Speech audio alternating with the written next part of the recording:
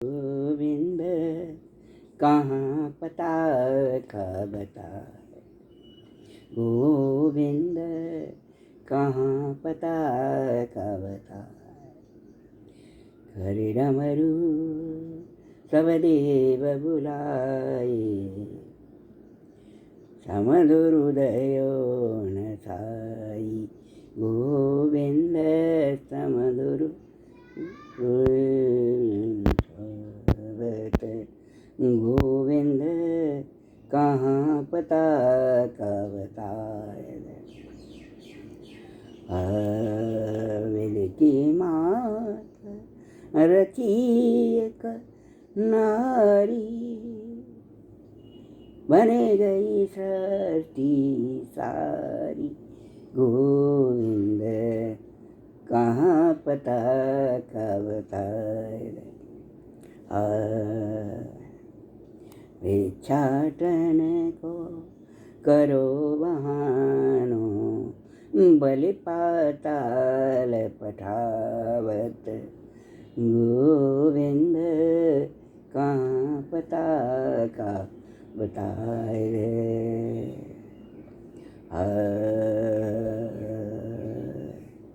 देव धनुज सब रचे सृष्टि पर,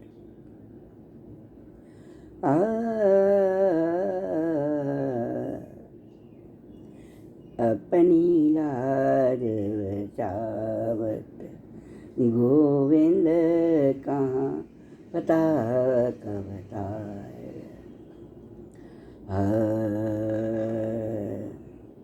हे गोविंद दूर पाताल नासे रावण, लंका दई कैसे जलावत। गोविंद बंदर तिने बतावत। गोविंद लंगूर क्यों तुम बतावत। उनने जाए लंकिनी मारी,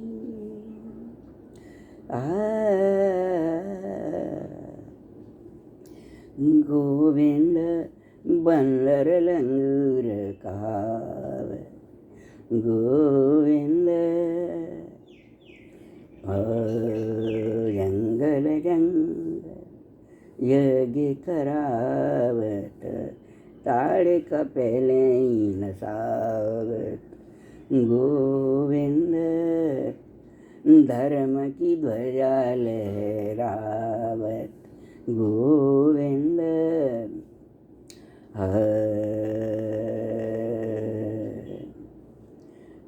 चाणू और मोटी कहू न सावत, कैसी जाए न सायो।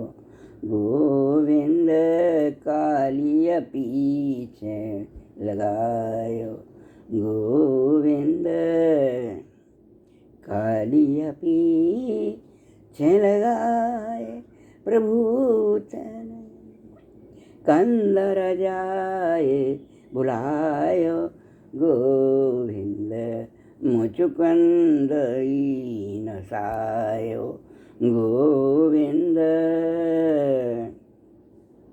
तेरी पता कहाँ बताए रे। गोविंद तेरी पता कहाँ बताए रे। तेरी पता कहाँ बताए रे गोविंद। जब जब मन की पीड़ा हरते, बंसी धुन से बुलावत। गोविंद तेरी पता कहाँ बताए रे।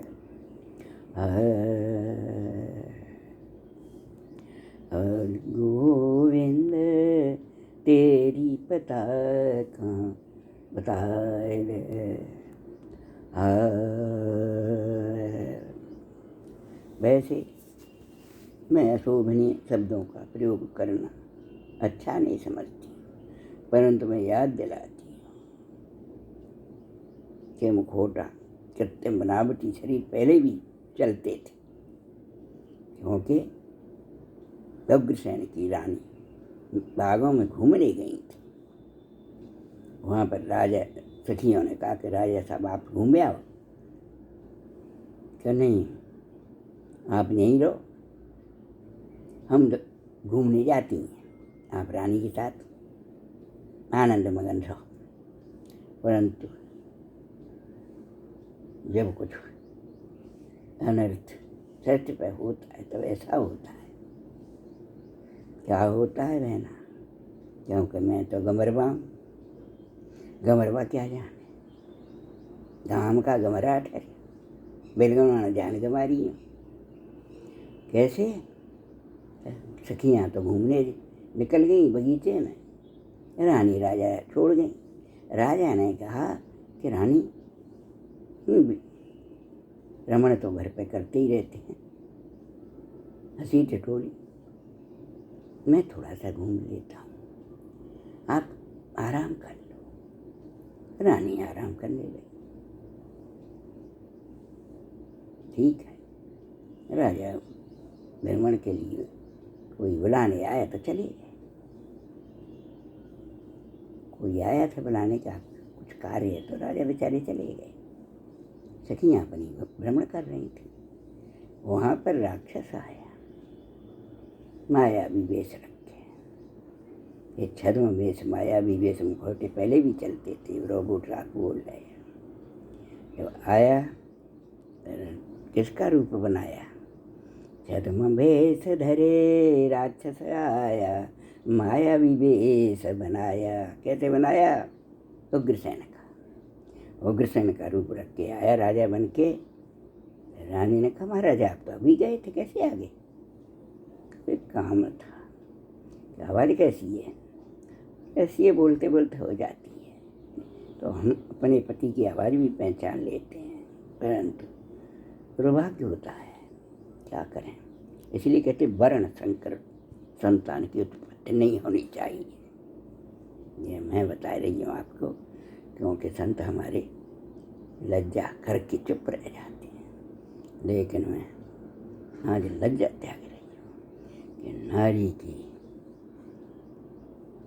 शील की रक्षा करते रहोगे तो राष्ट्र में बुद्धिमान, धर्मात्मा, जन रक्षक, अच्छी संतान उत्पत्ति करने वाले स्त्री पुरुषों का, बालक बालिकाओं का जन्म होगा। चले गए। उसने रानी ने राजा समझा, शील भंग कर दिया। रानी धर्मात्मा थी।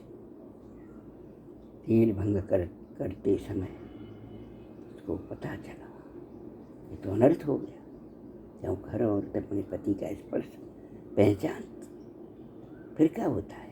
अकेली औरत का तो मुँह ही दबाए तो क्या कर ले। करके चला गया राजा। उसको पता नहीं चला, परिवार ने सोचा होगा ऐसा ही, मेरा भ्रम होगा, राजा ही है। जब वो चला गया थोड़ी देर में राजा आ गए। रानी ने बोला कि आप इतनी जल्दी कैसे आ गए? अभी तो गए।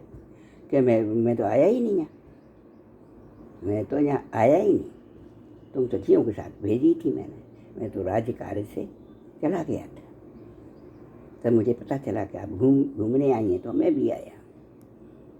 तो सुस्त हो गई। राजा ने कहा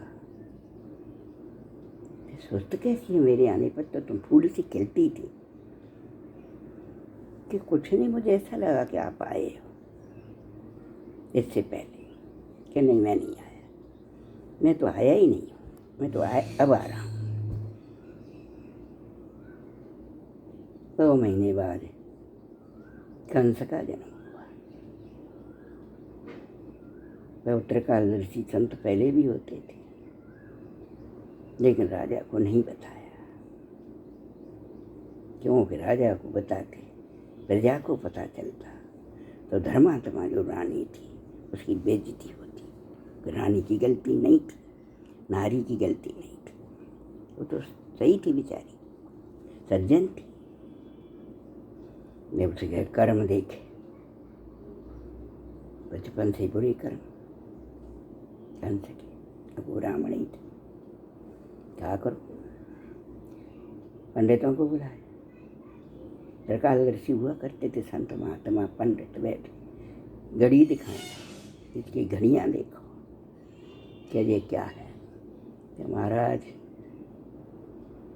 इसकी घड़ियाँ तो राक्षस मिल रही हैं, ये अच्छा कर्म नहीं करेगा। संतों से राजा बोला कि हम दोनों धर्मात्मा, हमारे ये ऐसा कैसे हो गया कि मैं नहीं जानते, हम नहीं जानते। कि जानते नहीं तो बता दो।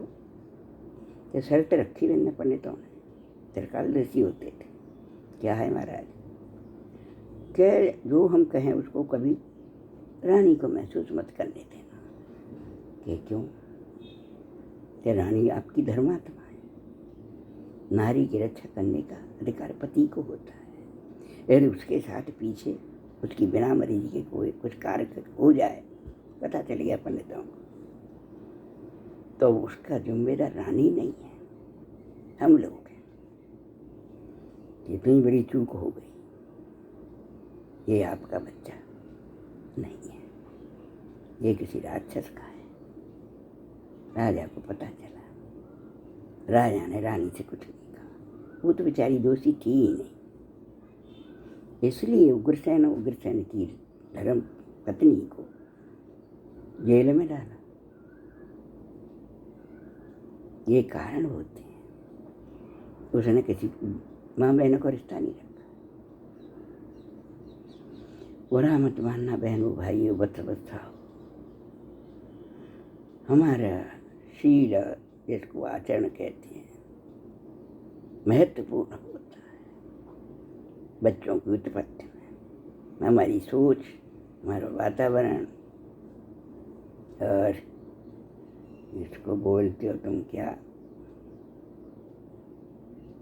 शुक्र और गुरु, इसके कारक हैं। शुक्र ने शुक्र से बनाए और गुरु से क्या बना, अंडा, जीव कहा जाता है शुक्र को, गुरु को, बृहस्पति को जीव कहा जाता है। मैं इसलिए बता रही हूँ कि मैंने जो कुछ पढ़ा है वो आपको परोस रही हूँ। बालकाल में लड़कियों की आदत होती बेचारी, क्योंकि वो नहीं जानती हैं, अनजान होती। परंतु एक लड़की ऐसी कि भोजन छोड़ करके सब भोजन करते थे, मुझे आवाज़ दिए बिना आती नहीं थी। मैं सब लड़कियों की नहीं कहती, मैं अपनी कहती हूँ। मेरी माता बोलती थी कि तुम सबको इतनी भूख लगी आती है, इसको क्यों नहीं लगती, ये तुम सबको खिला देती है। लेकिन इसको जब तक मैं नहीं बोलती तब तक ये खाती नहीं है। कहाँ से पंडितानी जन्म, बचपन की बात याद आई है। क्योंकि मैं सबकी नहीं कहती, हर लड़की लड़का की परिस्थितियाँ अलग होती हैं, लेकिन विषम परिस्थितियों को जो लड़का लड़की सम बना देता है, वो सृष्टि के ऊपर कल्याण की भावना रखता है। विचार प्रभावों आगे और भी बताती रहूँगी। यह आचरण की रक्षा करना बहुत जरूरी है। शील भंग हो गया नारी का तो सृष्टि उपद्रव होंगे। वो अपने आप नहीं करती हैं, उनके साथ जबरदस्ती हो जाती है। इसलिए बोलती हूँ मेरे भाई बहनों ने, माँ बहनों से, भाइयों सबको संसार के तो मैं बात करती हूँ, जबरदस्ती मत करिए। तो अपने आप अपनी सौदा कर रही है, मैं उसकी कुछ नहीं कहती, वो तो उसकी मर्जी है भैया। मैं तो उनकी कहती, जो जगत है तुम्हें कार्य करती हैं वो करते हैं। बिलगुन मानो जान गमारी, विचार